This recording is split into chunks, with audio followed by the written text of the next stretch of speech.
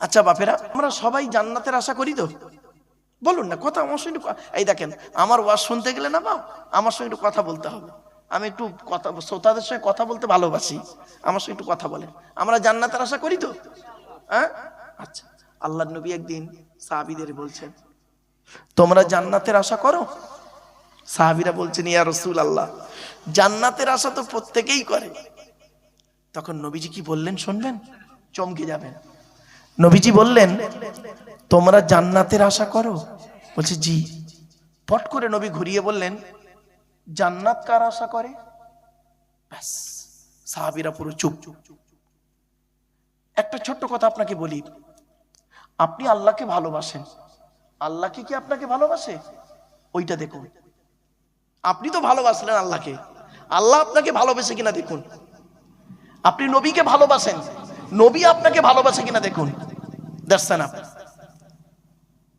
যদি আপনি উত্তরটা পেয়ে যান যে আল্লাহ আমাকে ভালোবাসেন, তাহলে জানবেন জীবনে সাকসেসফুল।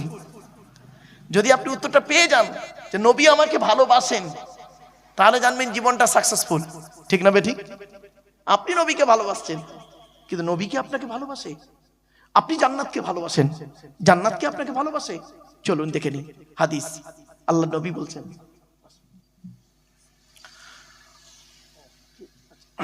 আল্লাহ নবী বলছেন, হাদিসটা শুনুন। আল্লাহ নবী, তখন সাহাবীরা পুরো চুপ, প্রত্যেকটা সাহাবী একদম চুপ। জান্নাত আবার আশা করে নাকি? ব্যাস, রাসূলুল্লাহ হাদিসটা বর্ণনা করছেন, শুনুন। ইন্নাল জান্নাতা তাশতাকু ইলা খামসাতি নাফার। জান্নাত 5 শ্রেণীর মানুষের জন্য আশা করে। কয় শ্রেণীর? চলুন দেখি 5 শ্রেণীর মধ্যে আমরা আছি কি একবার দেখে নিই। চলুন। 1 নাম্বার, নবীজি বললেন, তালি আল কোরআন, প্রতিদিন কোরআন তেলাওয়াতকারী আমলকারীর জন্য জান্নাত আশা করে। এজন্য বাপেরা, আল্লাহ রাসূল বলেছেন, খায়রুকুম মান তাআল্লামাল কুরআনা ওয়া আল্লামাহু, তোমাদের মধ্যে উত্তম ব্যক্তি ওই লোকটা যে নিজে কোরআন শিক্ষা করেছে, অপরকে কোরআন শিক্ষা দিয়েছে। আপনাদেরকে আমি অনুরোধ করে বলি গো বাপ, রাতের বেলা ঘুমানোর আগে ওযু করে ঘুমাবেন, আর অন্তত কোরআনের কিছু আয়াত পড়ে ঘুমাবেন, কিছু আয়াত পড়ে ঘুমাবেন। আসছে আলোচনা, আসছে একটা একটা করে। 1 নাম্বার হলো তালি আল কোরআন। 2 নাম্বার খুব ইম্পর্টেন্ট, নবী বললেন, ওয়া হাফিজিল লিসান, এই জবানকে হেফাজতকারী মানুষের জন্য জান্নাত আশা করে। মারাত্মক হাদিস এটা। আল্লাহ নবী এই হাদিসের আবার ব্যাখ্যা আবার হাদিস দিয়ে হয়, কোরআনের ব্যাখ্যা কোরআন দিয়ে হয়, কোরআনের ব্যাখ্যা হাদিস দিয়ে হয়। মানে কোরআনের তাফসীর কোরআন দিয়ে হয়, কোরআনের তাফসীর হাদিস দিয়ে হয়। আবার কোরআনের তাফসীর যদি কেউ মন গড়া করে, মন গড়া যদি কেউ তাফসীর করে, আল্লাহ রাসূল বলেছেন, মান ফাসসারাল কুরআনা বিরাইহি ফালিয়াতাবাওয়াহু মাকআদাহু মিনান নার। আল্লাহ নবী বলেন, কোরআনের তাফসীর যে নিজের মন গড়া করবে, তার ঠিকানা হবে জাহান্নাম। মারাত্মক কঠিন। কোরআনের তাফসীরের আলোচনা শোনা খুব ভাগ্যের ব্যাপার। আর কোরআনের তাফসীর যিনি করবেন, তার কমসে কম 25 রকমের জ্ঞান থাকতে হবে গো বাপ। কত কত? 25 রকমের জ্ঞান। একটু বলে নি, শুনে নেন। 25 রকম কি কি? ইলমুস সরফ, ইলমুন নাহু, ইলমুল বায়ান, ইলমুল বাদি, ইলমুল ইমলা, ইলমুল ইশতিকাক, সাথে সাথে কি উসুল, উসুলের সমস্ত দিক, আম, খাস, মুতলাক, মুকাইয়াদ, সারি, কেনায়া, হাকিকি, মাজাজি, ইবারাতুন নাস, ইশারাতুন নাস, দালালাতুন নাস, ইক্তেজাউন নাস।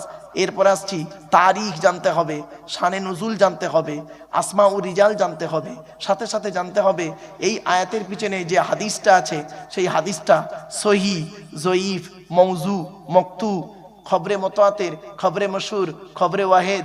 শুধু তাই নয়, এই আয়াতটার প্রেক্ষাপট জানতে হবে, কোন ঘটনাকে কেন্দ্র করে এই আয়াতটা নাজিল হয়েছে, এটাও জানতে হবে। আবার বলা হয়েছে, যিনি কোরআনের তাফসীর করবেন তাকে খাঁটি মুমিন হতে হবে। আর কোরআনের তাফসীর কোরআন দিয়ে হবে, কোরআনের তাফসীর হাদিস দিয়ে হবে।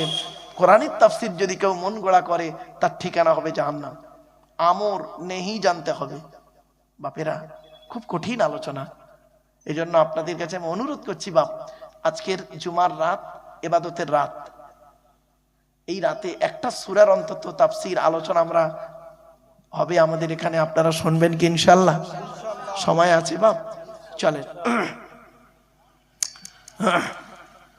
এবার আসছি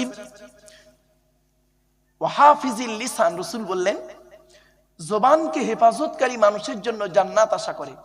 বাপেরা, হারাম খাবার খাওয়া থেকে জিভটাকে ঠিক করুন, বাজে ভাষা বলা থেকে জিভটাকে ঠিক করুন, পরনিন্দা পরচর্চা করা থেকে জিভটাকে ঠিক করুন। এই হাদিসের ব্যাখ্যায় আবার একটা হাদিস এসেছে, দেখুন বুখারীর হাদিস। আল্লাহ নবী একদিন সাহাবীদেরকে বলছেন, তোমরা আমাকে দুটো জিনিসের গ্যারান্টি দেবে। হঠাৎ রাসূলুল্লাহ সাহাবীদের বলছেন, তোমরা আমাকে দুটো জিনিসের গ্যারান্টি দেবে। তো পেছন থেকে একজন সাহাবী বলছেন, ইয়া রাসূলুল্লাহ, আমরা যদি আপনাকে দুটো জিনিসের গ্যারান্টি দিই, আপনি আমাদের কিছুর গ্যারান্টি দেবেন? নবীজি বললেন, হ্যাঁ, তোমরা যদি আমাকে দুটো জিনিসের গ্যারান্টি দাও, আমি তোমাদের জান্নাতের গ্যারান্টি দিয়ে দেবো। সাহাবীরা বললেন, বলুন। জীবনে তো অনেক গ্যারান্টি দিয়েছি, আর দুটো গ্যারান্টি চান তো? বলুন, কি বলুন? রাসূল বললেন, এক নাম্বার হলো দুই ঠোঁটের মাঝখানে এই জিভের গ্যারান্টি দাও। হারাম খাবার খাওয়া থেকে জিভটাকে ঠিক করো, বাজে ভাষা বলা থেকে জিভটাকে ঠিক করো, পরনিন্দা পরচর্চা করা থেকে জিভটাকে ঠিক করো। এক নাম্বার। আর দু নাম্বারটা কি? খুব important, it is very very important. দুই রানের বীজখানে মানে লজ্জাস্থানের গ্যারান্টি দাও। এই দুই ঠোঁটের মাঝখানে, দুই রানের বীজখানে, এই দুটো জিনিসের গ্যারান্টি তোমরা আমাকে দাও, আমি তোমাদের জান্নাতের গ্যারান্টি দিয়ে দেবো। বাড়িতে গিয়ে দেখবেন, হয় ভদ্রলোকের নিচে খারাপ, নয় ভদ্রলোকের উপর খারাপ। কি ভাবলেন? এই জন্য মুহাম্মদ সাল্লাল্লাহু আলাইহি ওয়াসাল্লাম বলেছিলেন, the messenger of Allah, peace be upon him, said, the best among are you those with good manner. নবী বলেন, তোমাদের মধ্যে উত্তম ব্যক্তি ওই লোকটা যার ক্যারেক্টার, চরিত্র ভালো, ওই লোকটাই হলো উত্তম ব্যক্তি।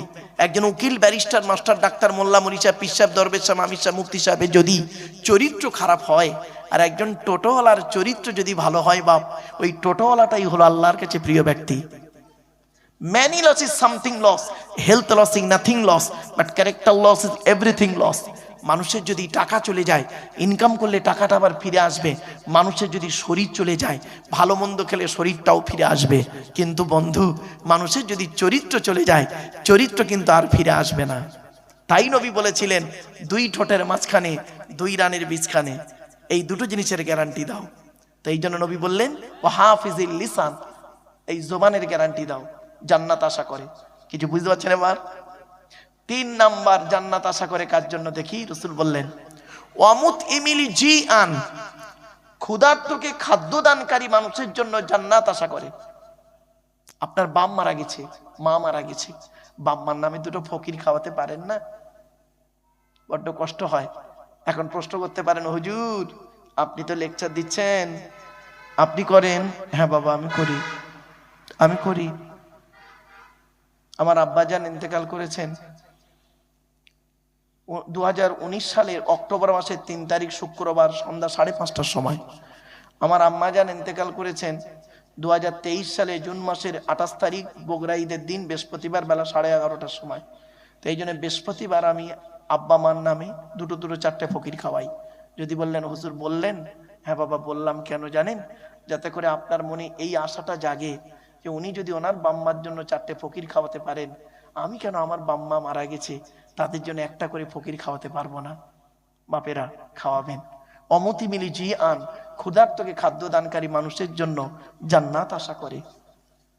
বাড়ি থেকে ভাববেন, অনুরোধ করে যাচ্ছি, আপনি গরিবকে খাওয়াবেন। এই প্রসঙ্গ যখন এলো, একটা হাদিস বলে দিই, শুনে নিন। পৃথিবীতে একজন নবী ছিলেন যিনি বিনা মেহমানে খেতেন না, একা একা কোনোদিন খায়নি। নবীটার নাম শুনবেন?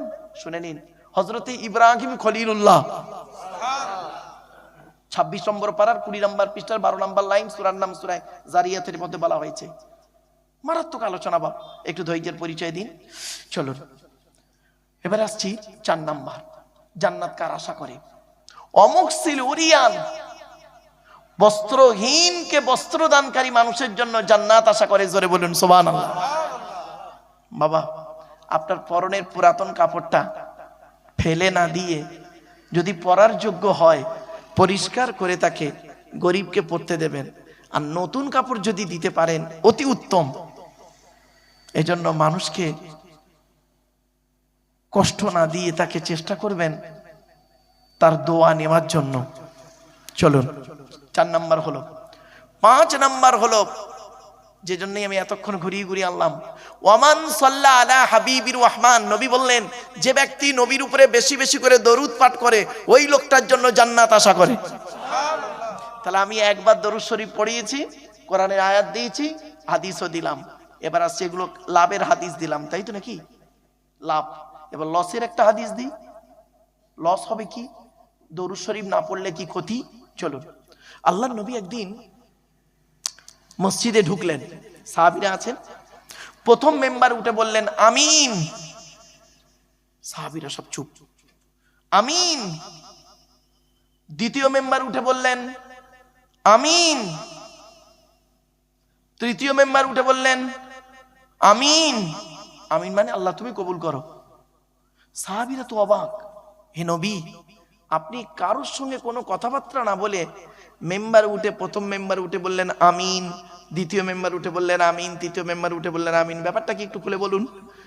নবীজি বললেন শোনো, এই মাত্র জিবরাইল ফেরেশতা এসে আমাকে সংবাদ দিল, ওই লোকটার প্রতি আল্লাহর গজব, ওই লোকটার প্রতি আল্লাহর গজব, যে লোকটা পবিত্র রমজান মাস পেল, সুস্থ শরীর নিয়ে রোজা না রেখে কবরে গেল, ওই লোকটার প্রতি আল্লাহর গজব। আমি জিবরাইল আমাকে বলল, আর আমি বললাম আল্লাহ তুমি কবুল করো। এই জন্য খবরদার, রমজান মাস আসছে বাপ, রোজা ছাড়বেন না। সুস্থ শরীর নিয়ে রোজা যদি ছেড়ে দেন কঠিন পাপ হবে। চলুন, যদি অসুস্থ থাকেন তার কারণ আলাদা, কোরআনের আলোচনা আসছে, রোজা সম্পর্কে ব্যাপক আলোচনা আছে সূরা বাকারা। চলো, 2 নাম্বার লোকটার জন্য আমিন কি বললেন? দ্বিতীয় মেম্বার বললেন, নবী বললেন ওই লোকটার প্রতি আল্লাহর গজব, যে লোকটা পৃথিবীতে বৃদ্ধ পিতামাতা পেল, আমার ভাষা বুঝতে পারছেন আপনারা? বুড়ো বুড়ি বাম্মা পেল, বৃদ্ধ পিতামাতা পেল, আর পিতামাতার সেবা না করে কবরে গেল, ওই লোকটার প্রতি আল্লাহর গজব। এজন্য খবরদার, বুড়ো বুড়ি বাম্মাকে কাঁদাবেন না। এই কোরআনে আছে বাম্মা আল্লাহর নবীর পরই স্থান হলো বাপ আর মায়ের, আর বাপ আর মায়ের সেবা করার কথা কোরআনে আছে 16 জায়গায়। কত কত কত 16 জায়গায় আল্লাহ বলেছেন বাম্মার সেবা করতে। শুনে নিন, এই কোরআনে আছে 250 রকমের হারাম। কত কত কত কটা হারাম জানেন? সুদ খাওয়া, মদ খাওয়া, ঘুষ খাওয়া, বিয়ের পণ্য, নারী নির্যাতন করা, জমির আল চুরি করা, হুকমের কারেন্ট নেওয়া। আর জানে না, শেষ। 250 রকমের হারাম আছে এই কোরআনে, আর 250 রকমের হালাল আছে এই কোরআনে। 500 আয়াত হলো হারাম আর হালালের। শুনে নিন, এই কোরআনে আছে 82 জায়গায় বিভিন্ন অ্যাঙ্গেলে নামাজের কথা, আর 92 জায়গায় আছে লেখাপড়ার কথা। কোন সংখ্যাটা বেশি বাপ, 82 না 92? তাহলে লেখাপড়ায় কেন পিছিয়ে? আসছে কোরআনে আয়াত, হাদিস আসছে। একটু ধৈর্যের পরিচয় দিন। এবার আসছি, আমার ওয়াজ শুনতে গেলে বাপ 3টে জিনিস লাগবে। একটু বোঝার ক্ষমতা থাকতে হবে, একটু সময় দিতে হবে, আর একটু ধৈর্য থাকতে হবে। এই কোরআনে আছে সবর শব্দটা, ধৈর্য শব্দটা কত জায়গায় আছে জানেন? 104 জায়গায়। কত কত 104 রকমের ধৈর্য। আপনি কি ধৈর্য ধারণ করেছেন? সন্ধে 6টায় বসেছে কি 8টা, কটাতে শুরু? তরিকুল ভাই শুরু করেছেন 7:30, 7:30টায় বসেছেন, এখন বাজে ধরুন 10টা। এই 3-3.5 ঘন্টা বসেছেন, তাই আপনার কষ্ট হয়ে যাচ্ছে। আর এসআইআর এর ফর্ম ফিল আপ করতে গেলে আইন দিয়েছেন কখন? সকাল 6টায় দিয়েছেন, বেলা 12টার পরেও তবু হয় না, দাঁড়িয়ে দাঁড়িয়ে, এখানে তবু আরামে বসে আছেন। ভাবুন, 104 জায়গায় আছে ধৈর্যের কথা। সবর শব্দের 104 জায়গায় আছে গো বাপ। একটু ধৈর্যের পরিচয় দিন। চলুন এগিয়ে যাচ্ছি। এরপরে নবীজি বললেন ওই লোকটার, 3 নাম্বার মেম্বার উঠে বললেন ওই লোকটার প্রতি আল্লাহর গজব, যার সামনে মোহাম্মদ নামটা উচ্চারণ হলো, আমার নাম উচ্চারণ হলো, আর সে আমার উপরে দরুদ পড়লো না। সব থেকে বড় দরুদ তো আপনারা জানেন, আর ছোট দরুদ সব থেকে কি জানেন? সাল্লাল্লাহু আলাইহি ওয়াসাল্লাম। এই জন্য বাপেরা, যে জলসায়, যে মাজলিসে, আল্লাহ রসুল বলেছেন যে মাজলিসে আমার উপরে দরুদ পড়া হয় না, ওই মাজলিসের প্রতি আল্লাহর রহমত নাজিল হয় না। এই জন্য বাপ চেষ্টা করবেন, ইনশাল্লাহ চেষ্টা করবো আমরা কমসে কম একটা হাদিস আমল করতে, কি যে জলসার ভেতরে অন্তত কমসে কম 10 বারের উপরে যেন দরুদ শরীফ পড়া হয়। আলোচনা করতে করতে দরুদ শরীফ পড়াবো। আরেকটা কথা আপনাদের বলে দিচ্ছি বাপ, যখন কোনো বক্তা, মাওলানা সাহেব দরুদ শরীফ একটু বেশি পড়াবেন, 2-4 বার 5 বার পড়াবেন। খবরদার এ কথা বলবেন না যে দরুদ শরীফ পড়িয়ে টাইম লস করছে, খবরদার নয়, খবরদার না, কঠিন গোনায় পড়ে যাবেন আপনি। আপনার আল্লাহ আপনার এলেম কোন দিক থেকে নিয়ে নেবে আপনি ভাবতে পারবেন না। আমরা জানি না তাই উল্টো পাল্টা বলি, খবরদার নয় বাপ। আমি বারে বারে বলি সব জায়গাতে, মাইকের সামনে এসে কিছু বলে দেবার নাম বক্তা নয় বাপ। 3টে জিনিস কোনোদিন ব্যাকে আসে না। কটা কটা কটা? 3টে জিনিস। কি কি? 1 নাম্বার, ধনুক থেকে তীরটা বের হয়ে গেলে ওই তীরটা আর কোনোদিন ব্যাকে আসে না, ঠিক না বেঠিক? 2 নাম্বার, দেহ থেকে আত্মাটা বের হয়ে গেলে ওটা আর পৃথিবীতে রিটার্ন দেওয়া হয় না। 3 নাম্বার, জবান থেকে কথা বের হয়ে গেলে ওটা আর পৃথিবীতে রিটার্ন দেওয়া আসে না। খুব সাবধান। 1 ঘন্টা ওয়াজ করতে গেলে বাপ, শুনে নিন, 1 ঘন্টা লেকচার দিতে গেলে 3 ঘন্টা স্টাডি করতে হবে, পড়াশোনা করতে হবে। 1 ঘন্টা ওয়াজ করতে গেলে গো বাপ 3 ঘন্টা পড়াশোনা করতে হবে, স্টাডি করতে হবে। এত সহজ ভাবলেন? জলসাটাকে এত ক্যাজুয়াল নিলেন? না, এত সহজ জিনিস নয় গো বাপ। চলেন একটা একটা করে আলোচনা করি। চলো 91 নাম্বার আয়াত, ইন্নামা ইউরিদুশ শাইতানু আন ইউকিয়া বাইনাকুমুল আদাবাতা ওয়াল বাগদাআ ফিল খামরি ওয়াল মাইসিরি ওয়া ইয়াসুদ্দাকুম আন যিকরিল্লাহ ওয়া আনিস সালাত। আল্লাহ পাক বলেন, শয়তান কি চায় জানো? মদ আর জুয়ার মাধ্যমে শয়তান তোমাদের মাঝে মারামারি লাগিয়ে দিতে চায়। আর কি চায়? ওয়া ইয়াসুদ্দাকুম আন যিকরিল্লাহ, আল্লাহর ইবাদত থেকে শয়তান তোমাকে বাধা সৃষ্টি করতে চায়। আর কি চায়? ওয়ানিস সালাত, নামাজ থেকে শয়তান তোমাদের বাধা সৃষ্টি করতে চায়। তাই কোরআনের উদ্ধৃতি দিয়ে আলোচনার প্রারম্ভে আপনাদেরকে আমি আহ্বান করছি, পবিত্র কোরআন 2 নম্বর পারার 11 নম্বর পৃষ্ঠা 9 নম্বর লাইন, সূরার নাম সূরা বাকারার 208 নম্বর আয়াত। আল্লাহ বলছেন, ইয়া আইয়ুহাল্লাযীনা আমানু উদখুলু ফিস সিলমি কাফা, হে ঈমানদার বান্দাগণ পরিপূর্ণভাবে ইসলামের মধ্যে প্রবেশ করো। ওয়ালা তাত্তাবিউ খুতুওয়াতিশ শয়তান, শয়তানের পথকে অনুসরণ করিও না। ইন্নাহু লাকুম আদুউম মুবিন, শয়তান হলো তোমাদের প্রকাশ্য দুশমন। So I request for you, so mind excuse me, আলোচনার প্রারম্ভে আপনাদেরকে আমি একটু আহ্বান করলাম। এবার আসছি 5 নাম্বার পয়েন্ট, নবীজি কিভাবে ওয়াজ করতেন বাবা? টু দি পয়েন্টের উপরে বুঝিয়ে বুঝিয়ে সাহাবীদেরকে ওয়াজ করে শোনাতেন। এটা হালাল, এটা গ্রহণ করো, এটা হারাম, এটাকে বর্জন করো। নবীজির ওয়াজ ছিল এইরকম। যে সাহাবী বক্তব্য বুঝতে পারতেন না, সঙ্গে সঙ্গে হাতটা তুলে বলতেন, ইয়া রাসূলুল্লাহ, আমি কথাটা বুঝতে পারলাম না, দয়া করে একটু খুলে বলবেন। আল্লাহর নবী রেগে যেতেন না, মুচকে হেসে নবীজি তাকে সুন্দর করে বুঝিয়ে দিয়ে বলতেন, আফাইমতা বিহাদা সাদাত, এবার তুমি বুঝতে পেরেছো? লোকটা বলতো, নাম ফাহিম তো ইয়া রাসূলুল্লাহ, আমি বুঝতে পেরেছি। তখন নবীজি অন্য আলোচনায় যেতেন। এটা হলো নবীজির ওয়াজ। তাজ আমরা আলোচনা রাখবো বাবা, একটু ধৈর্যের পরিচয় দিন। আপনাদেরকে বলি, আপনারা আমার সঙ্গে একটু, আমার জন্য একটু দোয়া করেন। আগেই আমি বলি বাপ, আমি তেমন ইলিম কালাম আমার নেই, তেমন জ্ঞানী মানুষ আমি নই। আমি মনে করি আমার জ্ঞানটা হলো সীমিত কিছু বই পুস্তক অক্ষর সিলেবাসের জ্ঞান, আর আপনাদের জ্ঞানগুলো হলো বিভিন্ন রকম কোয়ালিটি কোয়ান্টিটি বক্তার বক্তব্য শোনা জ্ঞান। তা আমি মনে করি আপনাদের জ্ঞানগুলো হলো প্রশান্ত মহাসাগরের মতো জ্ঞান, আর ওই প্রশান্ত মহাসাগরের উপরে ছোট্ট একটা কলসির মতো আমার জ্ঞান। আমি আপনাদের জ্ঞান দিতে এসেছি, এটা যেন কোনোদিন ভাববেন না আমি আপনাদের জ্ঞান দেওয়ার ক্ষমতা রাখি নাই। পেশাগত দিক থেকে আমি একজন উচ্চ মাধ্যমিক হাই মাদ্রাসার শিক্ষক, কলেজ এবং ইউনিভার্সিটি ছেলে মেয়েও পড়াই। আমি একজন ছাত্র এখনো, কাজে আমি একজন ছাত্র বাপ। 5টা ধর্মগ্রন্থের এখনো ছাত্র আমি। ইহুদিদের ধর্মগ্রন্থের নাম হলো তাওরাত, সব থেকে বড় কেতাব, আকারে বড়। তাওরাত কত পারা? মুসা নবীর উপরে নাজিল হয়েছিল 40 দিন ধরে। মুসা নবীর উপরে নাজিল হয়েছে তাওরাত কেতাব 1000 পারা, রমজান মাসের 6 তারিখে। সেই তাওরাত কেতাবের আমি একজন ছাত্র বাপ। তারপরে আল্লাহ একটা কেতাব পাঠিয়েছিলেন, কেতাবটির নাম হলো জবুর কেতাব, দাউদ নবীর উপরে। জবুর কেতাব কত পারা? 150 পারা। কত বললাম বাপ? এগুলো মনে রাখবেন, আমার আলোচনার শুরুতেই এইগুলো না মনে রাখলে আপনি বক্তব্য বুঝতে পারবেন না। জবুর কেতাব হলো 150 পারা। দাউদ নবীর উপরে নাজিল হয়েছে রমজান মাসের 8 তারিখে, মানে 8ই রমজান। তার তওরাত এলো কতই রমজান? 6 রমজান। আর জবুর এলো 8ই রমজান। তারপরে আল্লাহ যে কেতাবটা পাঠিয়েছিলেন, কেতাবটার নাম হলো ইনজিল। পরবর্তী নাম হলো বাইবেল। ও দুটো ভাগ, ওল্ড টেস্টামেন্ট, নিউ টেস্টামেন্ট। সেই ইনজিল কেতাব কত পারা? ইনজিল কেতাব হলো ঈসা নবীর উপরে নাজিল হয়েছিল। আর ইনজিল কেতাব হলো 27 পারা। কবে নাজিল হলো? রমজান মাসের 18 তারিখে।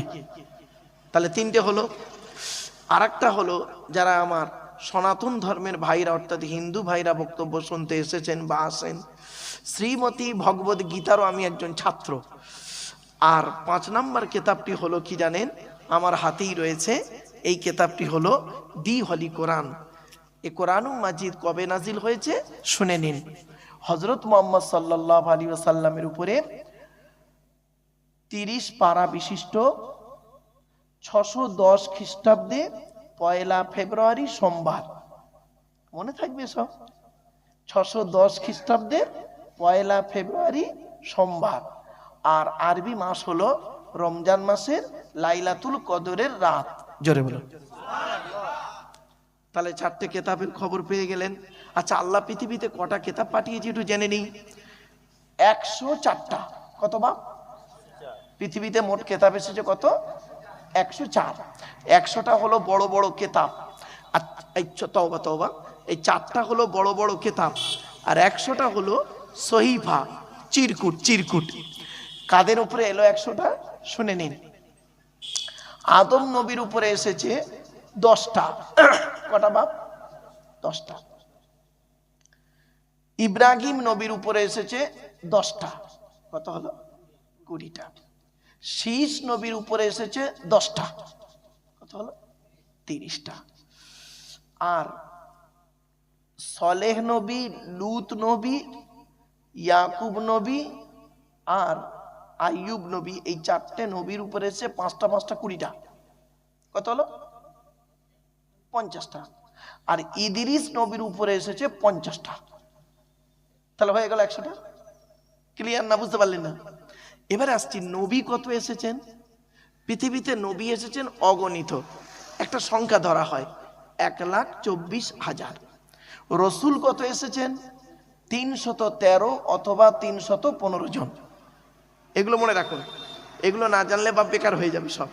চলো, তো আজকে আমাদের আলোচনার বিষয়বস্তু কি আমি একটু পরেই বলছি। চলো। অকাল আল্লাহু তাআলা ফি কালামিল মাজিদ ওয়াল ফুরকানিল হামিদ, ইন্নাল্লাহা ওয়া মালাইকাতাহু ইউসাল্লুনা আলান নবী ইয়া আইয়ুহাল্লাযীনা আমানু সাল্লু আলাইহি ওয়া সাল্লিমু তাসলিমা। দুরূদ শরীফ। আল্লাহুম্মা সাল্লি আলা সাইয়্যিদিনা মাওলানা মুহাম্মদ ওয়া আলা আলি সাইয়্যিদিনা মাওলানা মুহাম্মদ।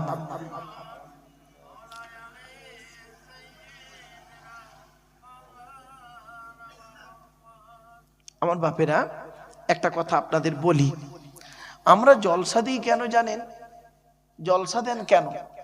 3টে কারণে জলসা দেওয়া হয়। কটা বাপ? আমার সঙ্গে একটু কথা বলেন। 3টে কারণে জলসা দেওয়া হয়। 1 নাম্বার কি? অজানাকে জানা। কি বললাম? অজানাকে জানা। 2 নাম্বার কি? ভুল সংশোধন করা। কি বললাম বাপ? ভুল সংশোধন করা।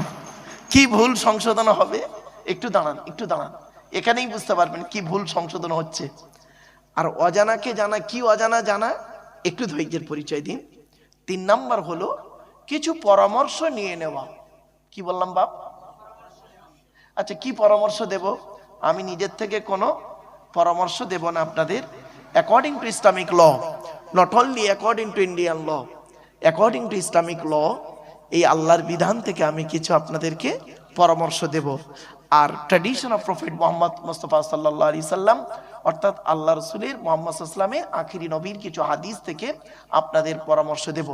এই কোরআন আর হাদিসের পরামর্শগুলি যদি আমি এবং আপনি পৃথিবীতে চলতে পারি, মেনে চলতে পারি, আশা করি শান্তিতে থাকতে পারবো, ইনশাআল্লাহ পরকালে জান্নাত পাবো। ব্যাস, এই তিনটে কারণে জলসা দেওয়া হয়, অন্য কোনো কারণে জলসা দেওয়া হয় না। আমরা কিন্তু এই তিনটেই কিন্তু ঠিক মতো পালন করি না। কিছু অজানা জিনিস জানবো, এই উদ্দেশ্যেই বসেন। কিছু ভুল সংশোধন করব, এই উদ্দেশ্যে বসেন। কিছু পরামর্শ নেওয়া হবে, চলো আলোচনা করি। আরেকটা কথা আপনাদের বলে যাচ্ছি, যখনই জলসা শুনতে যাবেন দয়া করে আপনারা একটা জিনিসের উত্তর এই জলসার মজলিস থেকে খুঁজে বের করে তবে বাড়ি যাবেন। একটা প্রশ্নের উত্তর বাপ খুঁজে, উত্তরটা খুঁজবেন, এখানে খুঁজে নিয়ে তবে বাড়ি যাবেন। কি শুনে নিন, বলবো? হ্যাঁ, কেন? কি বললাম? জোরে বলুন। কেন? ওয়াই? কেন? গালে দাড়ি রাখলেন কেন? মাথায় টুপি দিয়েছেন কেন? গরু হলো চার পায়ে, শুকুর হলো চার পায়ে। মুসলমান গরুর গোস্ত খায়, শুকুরের গোস্ত খায় না কেন? কেন কোরআনে শুকুরের গোস্ত 4 জায়গায় হারাম লেখা আছে? মদ আর মধু কোরআনে কেন মদটা হারাম আছে 4 জায়গায়? মধুটা কেন হালাল? আপনি পেশাব ফেললেন এক জায়গা থেকে, পায়খানা ফেললেন আর এক জায়গা থেকে, ওই জায়গাটাই 3 বার ধৌত করলে তো হয়ে যেত। তা কোরআনে কেন বলা হলো অজু, নামাজ পড়তে গেলে অজু করো, আর অজু করতে গেলে হাত ধুতে হবে, মুখ ধুতে হবে, পা ধুতে হবে? এর সঙ্গে এর কিসের সম্পর্ক? কোনোদিন ভাবিনি। কেন করবেন আপনি? আপনি পুরুষ লিঙ্গের আগার চামড়া কেন কাটবেন? কি যুক্তি আছে, কি বিজ্ঞান আছে, কি দরকার ছিল ওটা কাটা? আমাদের তো আপনাদের এখানে কি বলেন ভাই? হাজাম বলেন তো নাকি? হ্যাঁ, আপনাদের এখানে হাজামরা কেটে দেয়, আমাদের হাজামরা কেটে দিয়েছে। তা মুহাম্মদ সাল্লাল্লাহু মুসলমানি কে করে দিয়েছিল? ভাই মুসলমানি সর্বপ্রথম কে হয়েছিল? কেন হয়েছিল? কি কারণে হয়েছিল? ইতিহাসটা কি একটু জানার দরকার আছে, ঠিক না বেঠিক বাপ? আমি একটা করে আপনাদের বলবো। এজন্য বাবা আমি আগেতেই স্টেজে উঠে বলে নিই যে বাবা হাতে একটু টাইম আছে, তো আমার এই ঘড়ি ধরে কাটায় আমি ওয়াজ কোনোদিন করতে পারিনি বাপ, আল্লাহ না করায়। আমার মায়ের আদেশ ছিল যে আব্বা জীবনে তুমি 2টো কাজ করতে পারবে না, আমার সঙ্গে ওয়াদা করো। তা আমি আমার মায়ের সঙ্গে ওয়াদাবদ্ধ। তিনি পৃথিবীতে নেই, অন্ধকার নীরব নগরে চলে গেছে আজ।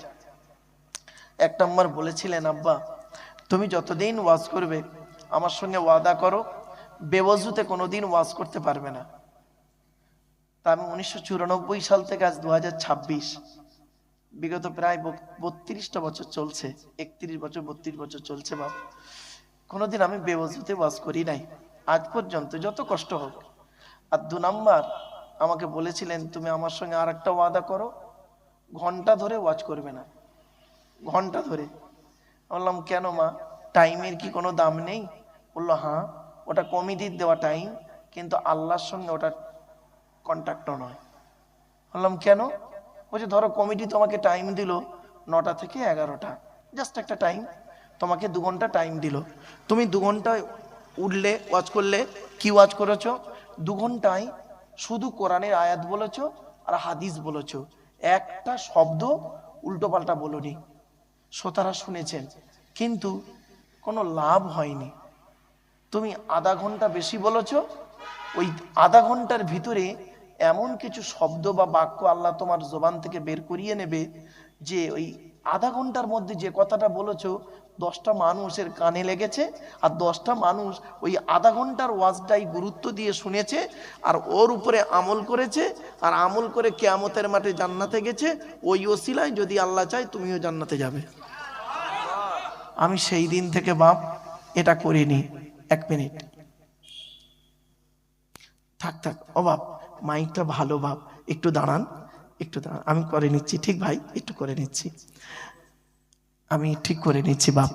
ও বাবা একটা কথা বলি, কোরআনে আছে না সূরা বানী ইসরাইলে আল্লাহ বলছেন ওয়াকানাল ইনসানু আজুলা, মানুষের একটা অভ্যাস হলো কি জানেন, আমরা প্রত্যেকটা কাজে সবসময় তাড়াহুড়ো করি, ঠিক না বেটি? কিন্তু না বাপ, একটু দাঁড়ান, সবে তো উঠেছি, 2-5 মিনিট হয়েছে, যাই না 2-10 মিনিট হোক, তারপর দেখবেন ঠিক মিলিয়ে নেবে পরিবেশের সঙ্গে চলে। ওই ভাই একটা কথা বলি, যারা আলেম হাফেজ আছেন ভাই, দয়া করে নিচে বসবেন না, স্টেজে চলে আসেন। এত বড় জায়গা করেছেন, স্টেজে চলে আসেন। ওই মহাশয় ভাইকে ডেকে নেন না ভাই। ভাই যারা আলেম হাফেজ আছেন ভাই, নিচে বসবেন না, স্টেজে চলে আসেন। ভাই আমি তেমন ভালো আলেম নই, তবে আলেমদের ইজ্জত করতে কোনোদিন দ্বিধাবোধ করিনি, এ শিক্ষা আমার বাম্মা দেয়নি আমাকে। ভাই আসেন, একটা একটা করে আলোচনা করি, একটু ধৈর্যের পরিচয় দিন বাপেরা। আচ্ছা, আমি একবার দরুদ শরীফ পড়ালাম না আপনাদের? বলুন না, বলুন না বাপ। আপনারাও পড়লেন, আমিও পড়লাম। আপনারা আমাকে ফলো করেছেন কি তা জানি না। দরুদ শরীফ পড়ার পরে আমি চুপ করে থেকে একটু মুচকে হেসে ফেলেছিলাম। খেয়াল করেছেন কি তা আমি জানি না, আমি একটু মুচকে হেসে ফেলেছি। কেন জানেন? শোনেন বাপেরা, আমরা দরুদ শরীফের মধ্যে একটা ভুল বলে ফেলি, মারাত্মক বড় ভুল। ভুলটা কি শুনবেন? এই দেখেন, আমি দরুদ শরীফটা 2 বার বলছি, আপনারা শুনুন তো দেখি। আপনাদের পড়তে হবে না, শুনুন কোনটা ঠিক আর কোনটা ভুল একটু বলুন তো। আমি 2 বার পড়ছি, শুনুন ভালো করে শুনুন। আল্লাহুম্মা সাল্লি আলা সাইয়্যিদিনা মাওলানা মুহাম্মদ ওয়া আলা আলি সাইয়্যিদিনা মাওলানা মুহাম্মদ।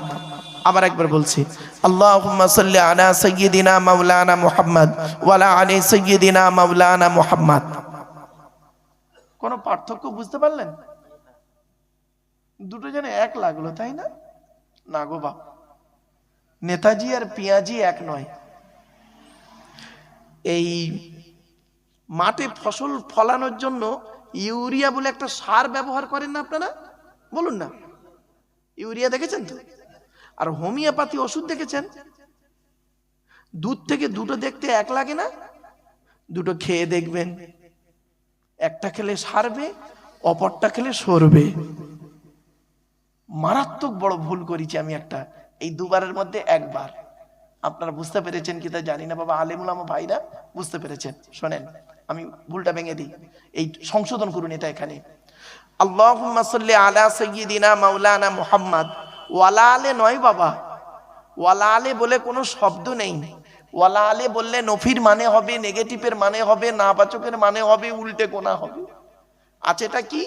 ওয়া আলা আলী, ওয়া আলা আলী। আলাটা হলো ইংরেজিতে বলে প্রিপোজিশন, বাংলায় বলে অব্যয়, আরবিতে বলে হরফে জাররা।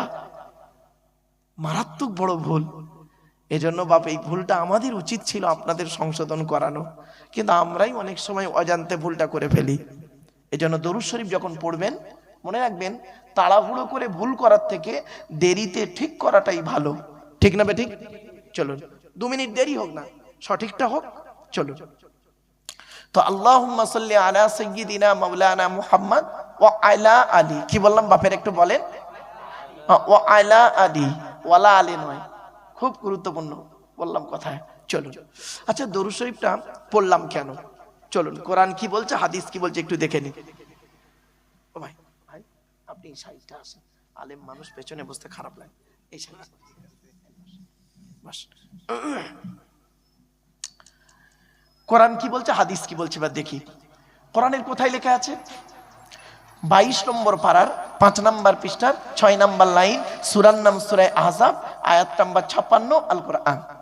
আল্লাহ বলছেন, ইয়া আইয়ুহাল্লাযীনা আমানু, হে ঈমানদার বান্দাগণ, সাল্লু আলাইহি, তোমরা নবী মুহাম্মাদের উপরে দরুদ পেশ করো, ওয়া সাল্লিমু তাসলিমা, এবং নবীর প্রতি আন্তরিকতার সঙ্গে সালাম প্রেরণ করো।